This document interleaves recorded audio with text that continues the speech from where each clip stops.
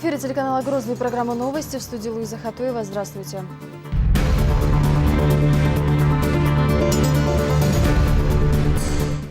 Поездки по столичным магистралям станут намного комфортнее.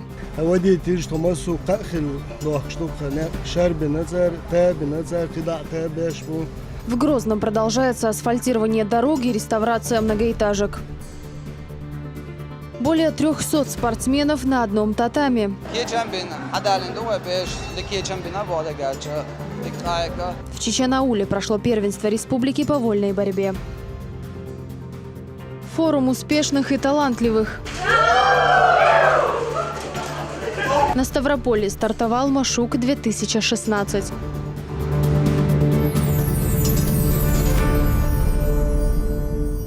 На улице Сайханова полным ходом идут работы по реконструкции дороги. Трасса от поселка Алды до улицы Краснофлотской будет еще и расширена, так как пробки на данном участке создавали массу проблем водителя. Обновлению подвергнутся и фасады близлежащих домов. Розана Цамаева расскажет, на каком этапе работы. Более сотни рабочих и десятки единиц спецтехники. По улицам Сайханова и Краснофлотской полным ходом идут восстановительные работы. В рамках программы капитального ремонта магистральных улиц города в столице реконструируют 18 многоквартирных домов и дорожное полотно протяженностью более 6 километров. Фасадная часть, также где частные дома, коммерческие точки, госучреждения и так далее. Вот все эти места полностью будут облагорожены, приведены в соответствующее состояние. После чего к концу месяца, когда мы улицу откроем, она будет иметь совершенно другой, более приглядный вид. 18 многоэтажек скоро примут новый вид. Рабочие планируют монтаж балкона, козырьков, вентиляционных шахт и крыши, а также декоративное оформление фасада. В рамках программы уже началась замена водопровода и ливневой канализации. На этом отрезке дороги планируют ввести дополнительные полосы. Таким образом, реконструкция полотна позволит решить проблемы с автомобильными пробками. Там дорожное полотно очень долгое время не ремонтировалось. Вот после войны один раз мы его сделали, с тех пор там много было мест проблемных из-за отсутствия ливневой канализации. Вот в некоторых местах дорожное полотно подвергалось частому ремонту. Сейчас мы там полностью 380 метров ливневой канализации обновили, водопроводные сети в местах проблемного участка мы тоже заменили. И сейчас после укладки нового полотна вот большинство проблем, которые были на этой дороге, исчезнут. Постоянные пробки. Бывало нет ценной канализации, все заменили, все новое. А водитель, что массу кахель, штук, в рамках программы также планируется благоустройство прилегающей территории. Так, в ближайшее время здесь произведут обрезку деревьев и посадят новые. Появится клен, липа, дуб и множество различных кустарников. Не остался без внимания и частный сектор. Очисткой заброшенных участков занимается районная администрация. Очищаем от сухостоя, от этих зарослей, убираем старое ограждение. Будет новое ограждение, убираем, чистим, приводим в порядок. Уже совсем скоро эта часть столицы предстанет перед горожанами и гостями в новом облике. Розана Цамаева, Булат Баканаев, Зелим Закаев. Новости. Работы по реконструкции дорожной сети ведутся и в селении Саисан Ножеюртовского района. Здесь из-за оползней дороги были сильно повреждены. По поручению главы региона Высокогорье не только восстановят разрушенные пути, но и возведут новые мосты, а улицы благоустроят. Наш корреспондент подробнее. Работы по строительству дороги и мостов в Саисане идут ежедневно. Пока трассу протяженностью почти 9 километров разравнивают и готовят к асфальтированию. Кроме того, совсем скоро в горном селе появятся и 2 моста. Здесь задействованы десятки рабочих.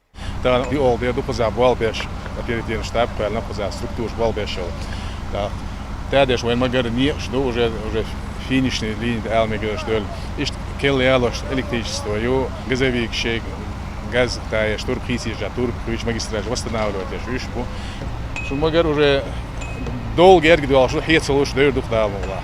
Продолжается и строительство домов для пострадавших от оползней жителей Саисана. Жилые дома и мост, проезжая часть которого 12 метров, подарок от регионального общественного фонда. Рабочие делают все для скорейшего и качественного выполнения работ. 12 часов минимум работаем. 2 смены работают. И работа очень быстро продвигается. Это 5-й день начала строительства. Как видите, уже 2-я стенка уже сегодня заливается. а потом плиты положить на них и все. Сейчас основные, самые трудные работы уже закончились. Заярт Эвлията Шухаджи является местом паломничества сотен мусульман. Из-за отсутствия удобной дороги посещение священного места было для них настоящим испытанием. С окончанием строительства эти проблемы останутся в прошлом.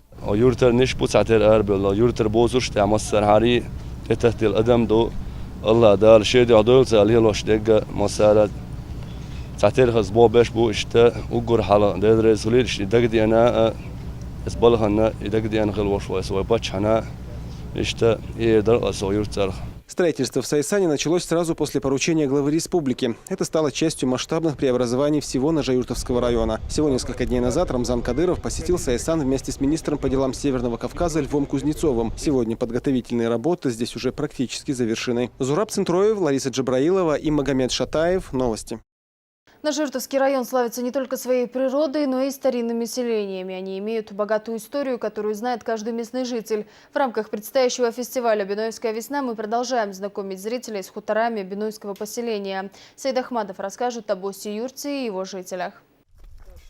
У них совершенно другой уклад жизни, особенно у старейшин. Никакого кинотеатра, работы в офисе и городской суеты. Им лучше с ручной косой, когда вокруг завораживающая природа, свежий воздух и исключительно экологически чистые продукты. В селе Ос-Юрт проживает около 400 семей. Люди здесь очень трудолюбивые. Почти каждая семья занимается и земледелием, и животноводством. Особенно часто летом можно увидеть мужчин, которые вышли с семьями косить траву. Сами заготавливают сено. А в летний сезон работы здесь хватает на каждый день. Увидеть в селе свободно пасущийся скот в это время практически невозможно. В Ножаюртовском районе есть уникальный ресурс – Альпийское высокогорье, куда и отправляется скот на 3 месяца до сентября. В это время свои заросшие территории владельцы превращают в чистые поля, словно в шелковый газон.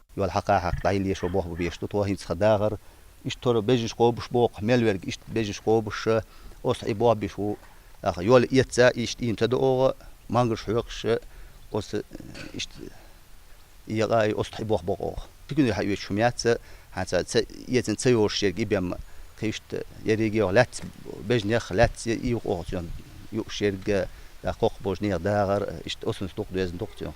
Байсолту Магомадову 62 года. Его детство с 7 лет так и прошло с ручной косой в руках. Нередко вместе с мужчинами можно увидеть и женщин. После покоса они собирают всю траву в один стог. Помогают и дети, их учат этому с раннего детства, так как это помогает телу укрепиться.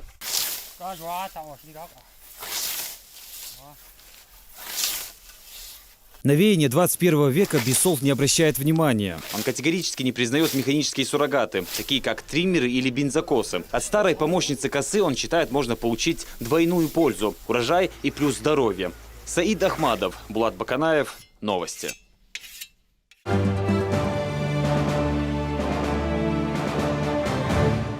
Школы искусств в Чеченской Республике открыли свои двери для учащихся. В них созданы все условия для развития творческих способностей. Такие учебные заведения становятся стартовой площадкой для начинающих деятелей культуры и искусства. Подробнее Зураб Центроев.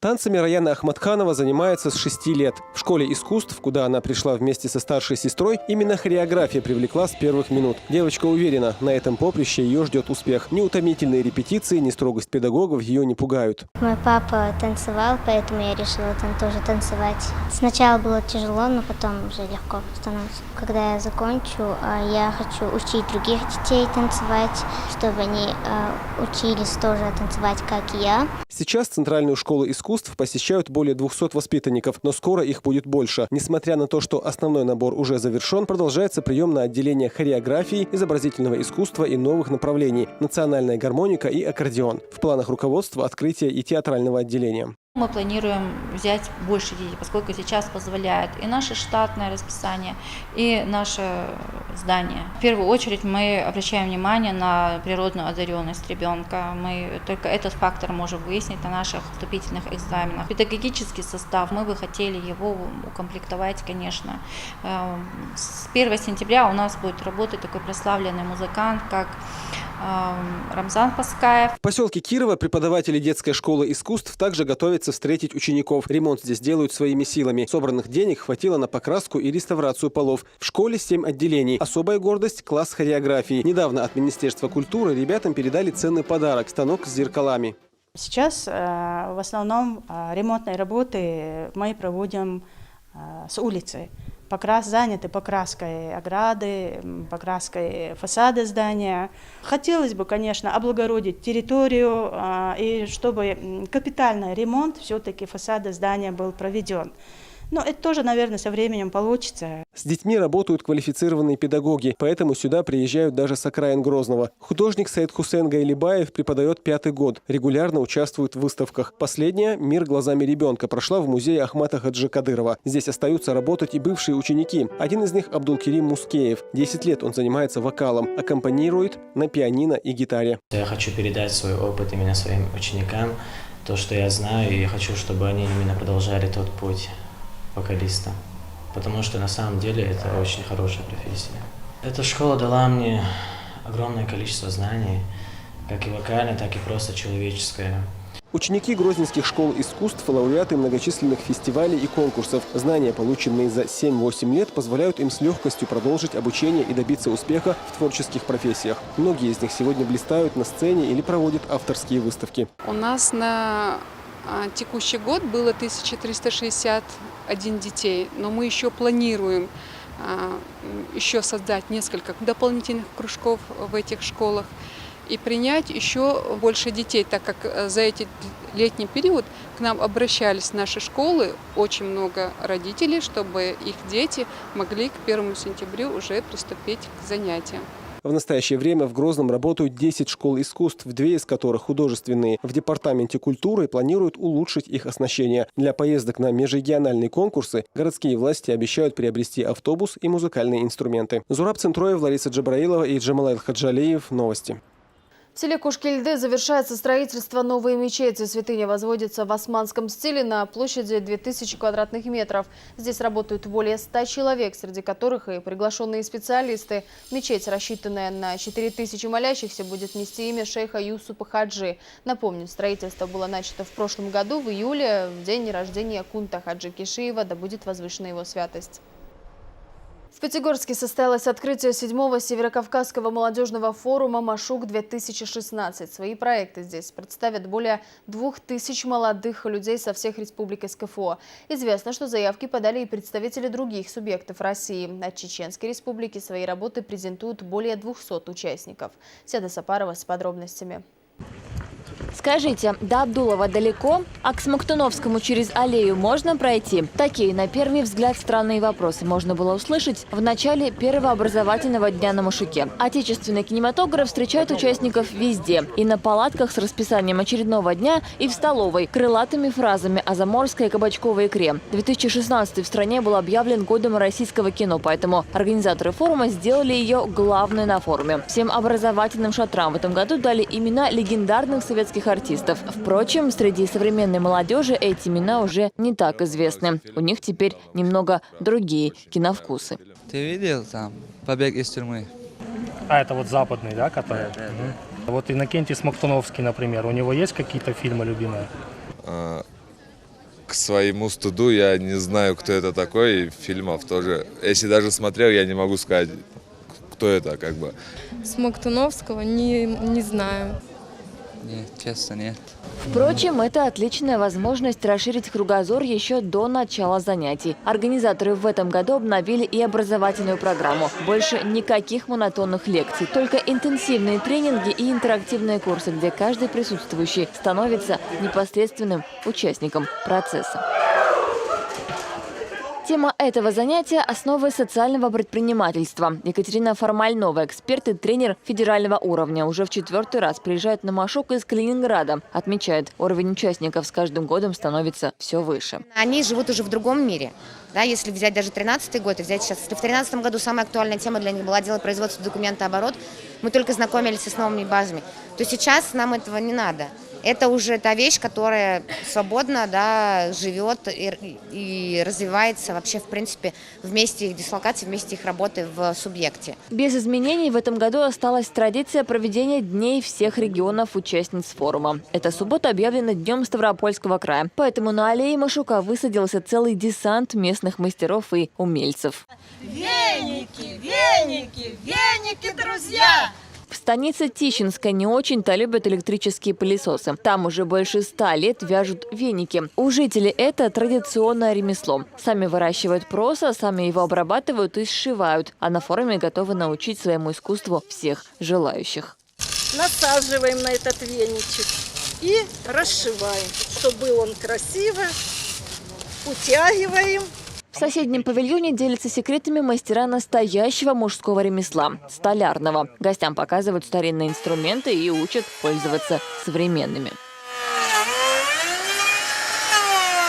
Сегодня мы здесь будем делать интересные вывески резные с разными надписями на тему Машука, Ставропольского края. Там «Я люблю Машук», вот что-то подобное. Эта вывеска будет объемная. На выходе мы получим вот что-то подобное. А эти умельцы древнее искусство плетения из лозы переделали на современный лад. В качестве материала стали использовать старые газеты. Несколько умелых манипуляций и никому не нужная макулатура превращается в красивые оригинальные изделия. Вот решили с бросового материала попробовать это делать. Это все можно пользоваться, потому что все вскрыто лаком. Они очень жесткие изделия, видите? Вот шкатулочки, пожалуйста, для всяких безделушек. Сейчас откроем. Вот шкатулочки для всяких безделушек. Вот смотрите, бутыли, которые, они как идут у нас как графины. За время работы форума свои проекты представят более 250 участников из Чеченской Республики. В основном это проекты в области бизнеса, социального предпринимательства и молодежного творчества. Седа Сапарова, Даня Хавхаров. Новости.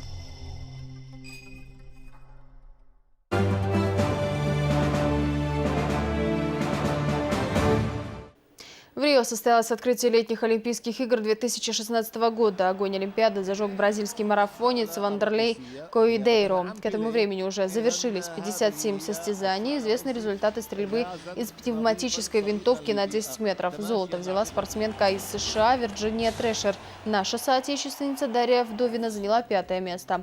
Также на соревнованиях 4-летия выступили наши фехтовальщики, боксеры, дзюдоисты, гандболисты и другие спортсмены. Совсем скоро будут известны результаты финала.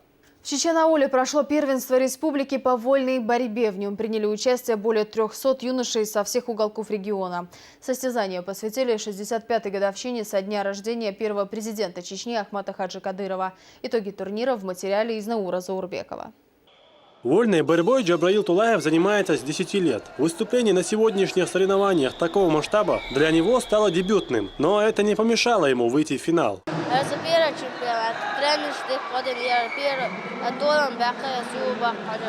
Поддержать своих воспитанников приехал и тренер. По его словам, дети только начинают свою спортивную карьеру, но уже показывают хорошие результаты.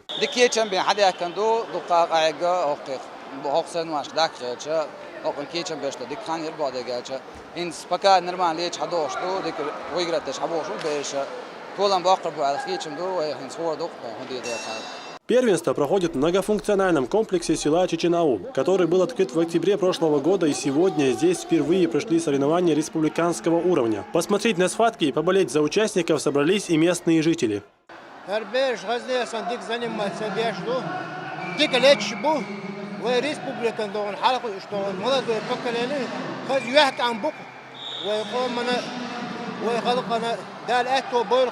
На участие в первенстве съехались юноши со всех районов республики. В представленных 14 весовых категориях будут бороться спортсмены до 2001 и 2002 года рождения. Выступают у нас на первенстве республики по юношам, по младшим юношам 314 участников на сегодня. Выступают с 32 килограммов до 120 килограммов. Борцы участвуют со всех районов нашей республики, включая Шаройского района. По словам представителей Федерации спортивной борьбы республики, сегодняшний турнир помогает выявить молодых спортсменов, которые смогут представлять нашу республику на крупных чемпионатах. Первенство Чеченской республики приурочено 65-й годовщины со дня рождения первого президента Чеченской Республики Ахмата Хаджи Кадырова. И, естественно, отборочный на Северо-Кавказский федеральный округ, который пройдет 8 сентября в городе Избирбаши в Дагестане. Ну, и также 65-летие годовщины со дня рождения первого президента. Вот, и мы здесь выявим лучших борцов, юношей, которые в дальнейшем, я надеюсь, через 8 лет, как сегодня открытие Олимпийских игр в Бразилии, надеемся, среди этих ребят найдутся наши чемпионы, которые примут участие по крайней мере, через 8 лет на Олимпийских играх. По результатам сегодняшних соревнований победители получили медали и дипломы. Кроме этого, по итогам этих состязаний определится состав сборной республики по вольной борьбе. Ребята примут участие в первенстве СКФО. Изнауль Заурбеков, Мансур Сааев и Зелимхан Закаев. Новости. В рамках ежегодной спартакиады работников территориальных налоговых органов состоялся турнир по мини-футболу. Несмотря на товарищеский формат состязаний, все 6 команд показали довольно техничный футбол. Победитель определился после нескольких часов бескомпромиссной игры. Первое место завоевала команда межрайонной инспекции номер 1. Руководитель управления Федеральной налоговой службы России по Чеченской Республике Мовсар Цамаев поблагодарил сотрудников за красивый футбол и наградил победителей и призеров кубками, медалями, грамотами и другими ценными подарками. Турнир был посвящен 65-й годовщине со дня рождения первого президента, героя России Ахмата Хаджи Кадырова. На этом у меня все. Спасибо, что были с нами.